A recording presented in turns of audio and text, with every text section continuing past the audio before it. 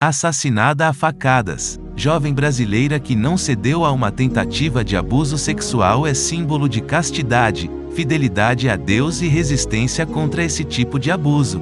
Com seu processo de canonização avançado, a beata já é venerada por milhares no Brasil e no mundo. Com 15 facadas, 13 nas costas e 2 em seus órgãos genitais, nua e amordaçada. A estudante Isabel Cristina Mirade Campos, de 20 anos, foi encontrada morta por seu irmão, Paulo Roberto.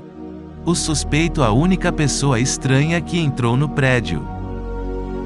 Isabel e seu irmão estavam morando sozinhos em Juiz de Fora, Minas Gerais, há cerca de 20 dias. Paulo Roberto Moura de Campos, irmão da vítima, naquele dia chegou à sua residência por volta das 20 horas. Desde os corredores percebeu que a televisão e o rádio estavam ligados no último volume, e a janela aberta. Não encontrou Isabel, mas suspeitou de um assalto por causa da desordem em que o lugar se encontrava. Procurou por sua irmã no quarto, que estranhamente estava com a porta fechada, como se alguma coisa estivesse a segurando. Finalmente, resolveu abrir à força. Ocasião em que percebeu quando algo deslizou da parte traseira da porta, foi quando conseguiu abrir. Ficou assustado ao se deparar com o corpo nu e com sinais de sangue de sua irmã, mas não pensou que estava morta, acreditando que estava apenas desmaiada.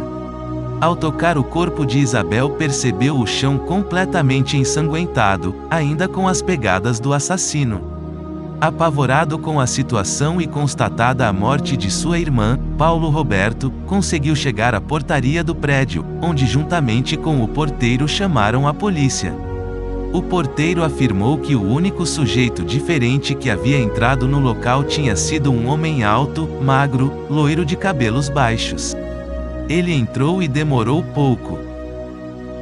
Posteriormente, o suspeito foi condenado pelo assassinato de Cristina, sua pena, 19 anos de prisão, mas sempre se proclamou inocente.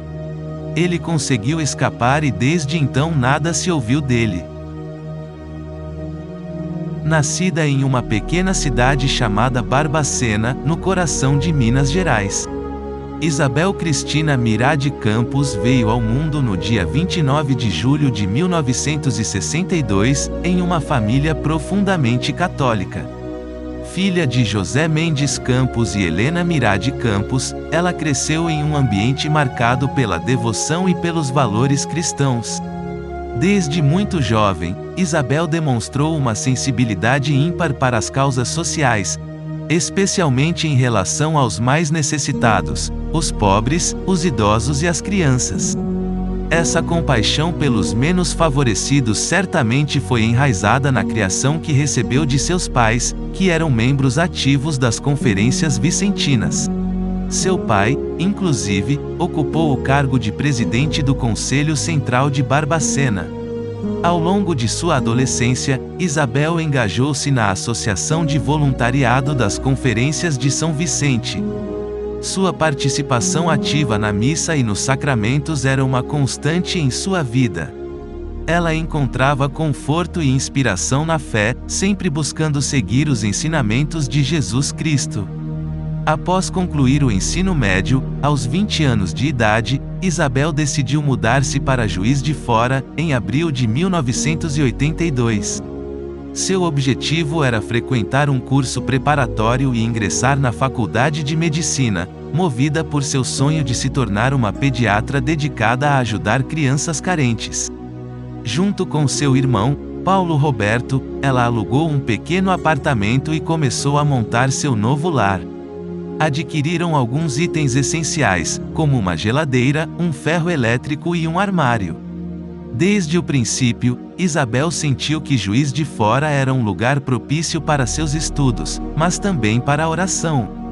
Ela encontrava refúgio e paz na Igreja do Cenáculo, onde o Santíssimo Sacramento era exposto. Apesar de ter uma vida aparentemente comum, como qualquer jovem, com estudos, encontros sociais e festas, Isabel possuía uma vida de oração constante e nutria grandes sonhos para o seu futuro. Sua participação ativa na Santa Missa e nos sacramentos era notada por muitas pessoas. Frases como, sorria, Jesus te ama, eram facilmente lidas e ouvidas vindo dela, transmitindo sua alegria e amor pelo próximo.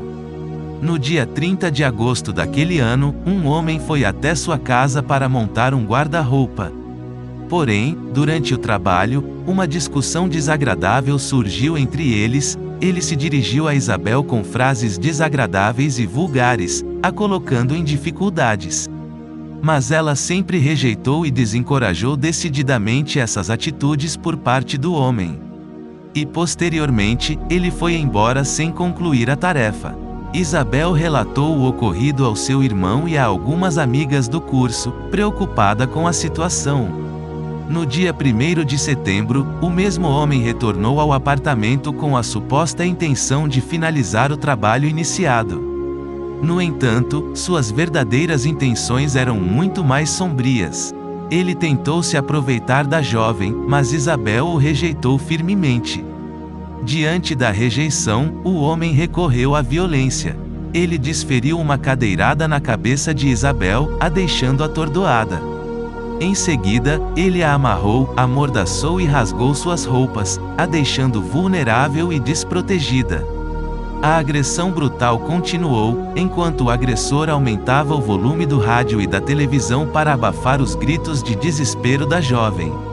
Apesar do tormento, Isabel resistiu com todas as suas forças. E quando não tinha mais esperança se apegava ainda mais à Virgem Maria. Prova disso é que durante a agressão a jovem usava o terço de dedo, pelo qual rezava constante. Determinado a subjugar sua vítima, o agressor desferiu 15 facadas contra Isabel. 2 delas atingiram seus órgãos genitais, enquanto as outras 13 perfuraram suas costas, levando-a à morte.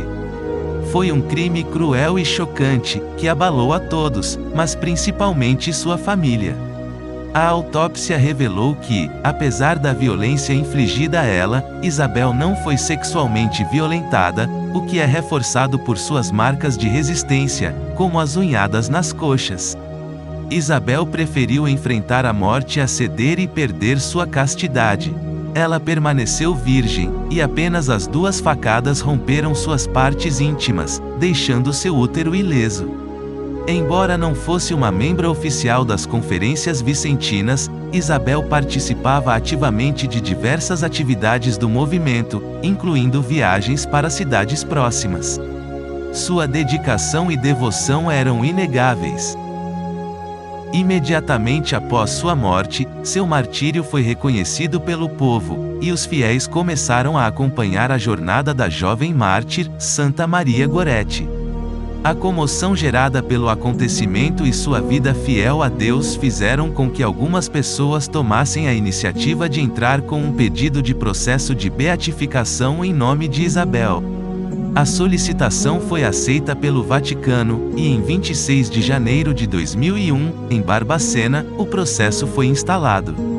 Após o reconhecimento de seu martírio, em 28 de outubro de 2020, Isabel Cristina recebeu do Vaticano o título de serva de Deus, tornando-se digna de veneração pelos fiéis. Em 10 de dezembro de 2022, a Arquidiocese de Mariana celebrou a solene cerimônia de beatificação da mártir e virgem Isabel Cristina Mirade Campos. Seu túmulo, localizado na Igreja Paroquial de Nossa Senhora da Piedade, em Barbacena, tornou-se um local de peregrinação para devotos de todas as partes do Brasil. Como o caso de Isabel é reconhecido como martírio, não foi necessário que um milagre fosse reconhecido para a aprovação de sua beatificação. Em uma de suas mensagens deixadas aos seus pais, Isabel expressou seu desejo de que o amor continuasse a crescer a cada dia.